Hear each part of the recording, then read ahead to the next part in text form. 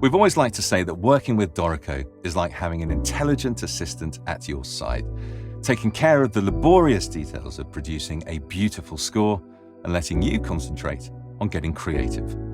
The all-new proofreading framework in Dorico 6 makes this more true than ever before, as Dorico continually checks for dozens of potential issues in your score while you work. Allow me to show you what I mean.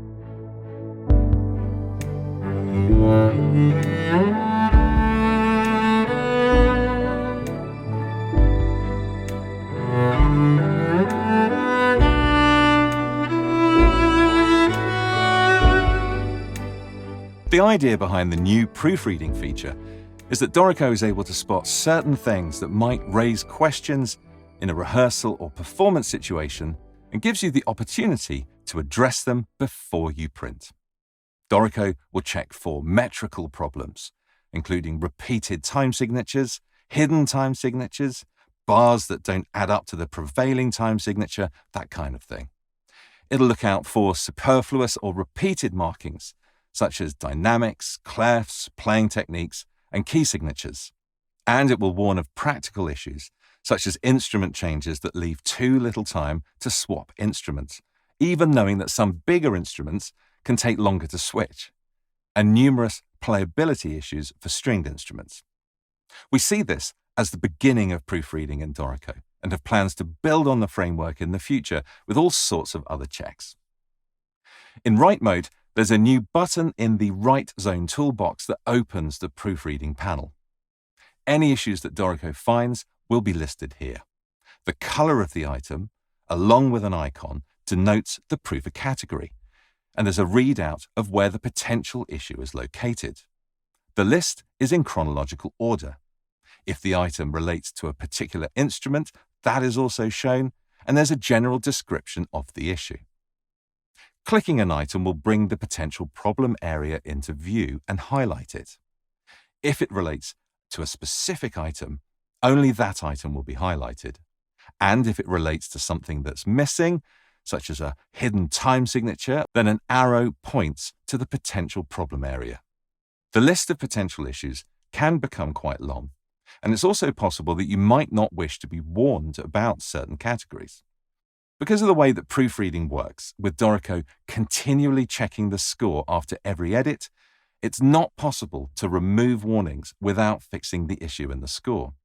After all, it's possible that an issue dismissed for one reason now might become problematic for another reason as a result of future edits. Instead, it's possible to check and uncheck the proofer categories so that you see only the ones relevant to you. And it's a helpful way to manage the list as you work through potential edits and fixes.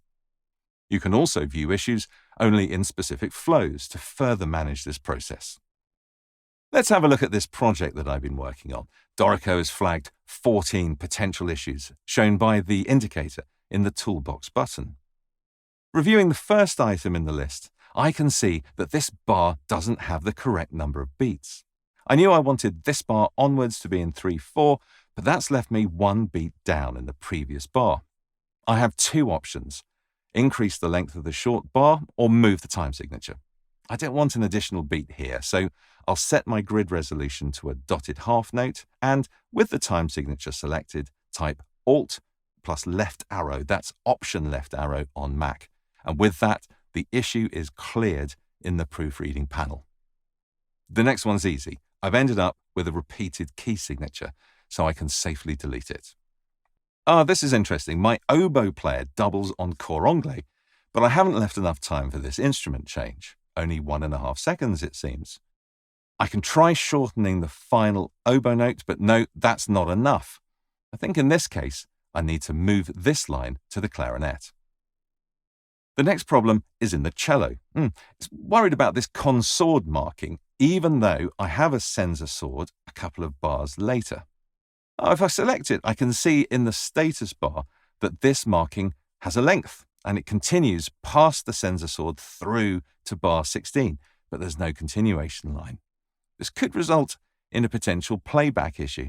To be honest, it doesn't need the length, as my expression mat will just switch the playback instrument to the muted and natural techniques as the playhead passes the markings.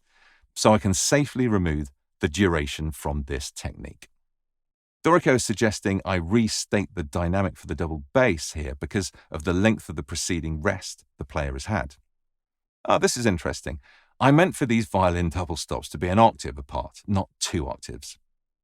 And here's a simple copy-paste error. I probably shouldn't expect these wind players to play pizzicato. Nearly there. I have a repeated bass clef here in the cellos. I know why. Previously, these notes had been up an octave, and when I changed them, I added the clef change, forgetting I had one later in the piece. And these dynamics are flagged up as unnecessary because the instruments have had only 2 bars rest. And there you go. I've quickly been able to work through all the potential issues. Now, there may be times that you don't want Dorico to be continually notifying you of such issues. So it's possible to disable the feature by simply pressing the power button at the bottom of the panel. And it's super easy to enable proofreading again with a single click.